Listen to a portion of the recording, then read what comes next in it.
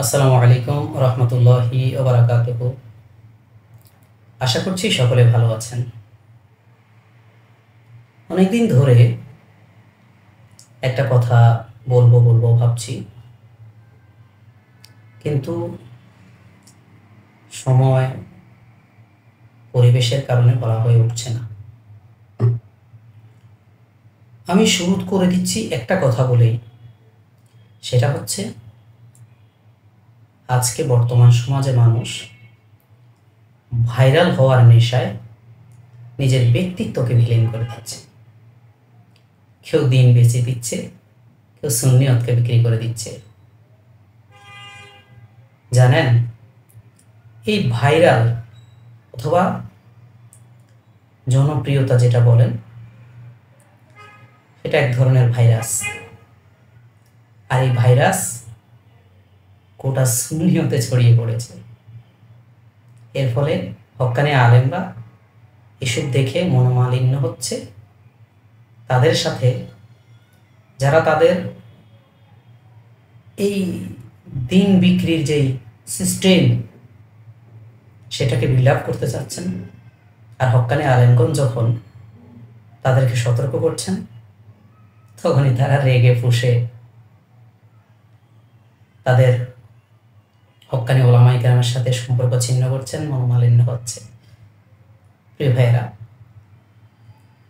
আসলে বাস্তবতা হচ্ছে এই, আপনারা যারা ভাইরাল হওয়ার নেশায় গোটা সুন্নিয়তকে প্রশ্নবিদ্ধ করছেন, কেউ ডিজিটাল ওয়েগুলোকে নেগেটিভলি ইউজ করছেন, তাদেরকে বলছি, জনপ্রিয়তা বা ভাইরাল অথবা ভাইটাল, এটা মহান আল্লাহ পাক রব্বুল আলামিনের পক্ষ থেকে আসে। পূর্বে আউলিয়ায়ে কেরামগণ, হক্কানি ওলামায়ে কেরামগণের এই যে লক্ষ লক্ষ ফলোয়ার ছিল, আপনারা বলেন সেই সময় কি এই ডিজিটাল মাধ্যমগুলো ছিল? ডিজিটাল ক্যামেরাগুলো ছিল না তো। তিনারা কিভাবে সারা বাংলাদেশ এবং সারা দুনিয়ায় তাদের রাজত্ব কায়েম করেছে? আমি একজন পার্টিকুলার ব্যক্তির কথা বলছি। তিনি হচ্ছেন আবু নসর সৈয়দ আবেদ শাহ মুজাদ্দিদি আল মাদানী রহমতুল্লাহি আলাইহি।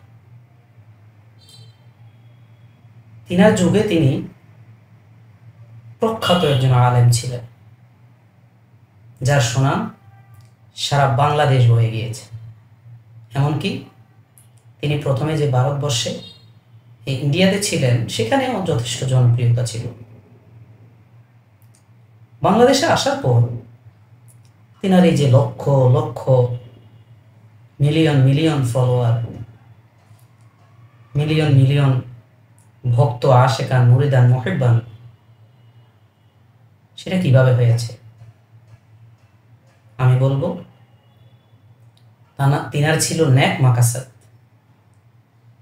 ওনার উদ্দেশ্য ছিল আল্লাহ এবং আল্লাহ রসুল, ভাইরাল হওয়ার উদ্দেশ্য ছিল না। কিন্তু মহান আল্লাহ পাক রব্বুল আলামিনের ফয়সালা, তিনি এই গোটা সুন্নিয়তের জন্য একজন ভাইটাল পার্সন হয়ে গিয়েছে। তাই আমি বলবো, আপনারা ভাইরাল হওয়ার নেশায় যে ভাইরাসে আক্রান্ত, সেটা আপনাদের ব্যক্তিত্বকে বিলীন করে দিবে, গোটা সুন্নিয়তকে প্রশ্নবিদ্ধ করবে। আজকে আমরা দেখছি বক্তব্যের নামে ওয়াজের মাঠে যা হচ্ছে, এটা খুবই ভয়ঙ্কর ভাইরাস। কিছুদিন আগে করোনা ভাইরাস ছিল না? সেটাতে গোটা মানুষের, গোটা এই জাতির একটা বিপর্যয় ছিল। মানুষ মরে যাচ্ছিল, কিন্তু ঈমান হারা হচ্ছিল না। কিন্তু এই ভাইরাসের কারণে মানুষ ঈমান হারা হচ্ছে। ঈমান হারা হয়ে তাদের দুনিয়াও যাচ্ছে, আখিরাতও যাচ্ছে। আপনাদের বিনীতভাবে অনুরোধ করব, এখনো সময় আছে, যারা ভুলের মধ্যে আছেন, এই ভাইরালের নেশায় নিজেদের ব্যক্তিত্বকে নষ্ট করছেন। শুধু আপনার ব্যক্তিত্ব না, গোটা সুন্নিয়ত প্রশ্নবিদ্ধ হচ্ছে। সেখান থেকে আপনারা বেরিয়ে আসুন, এখনো সময় আছে।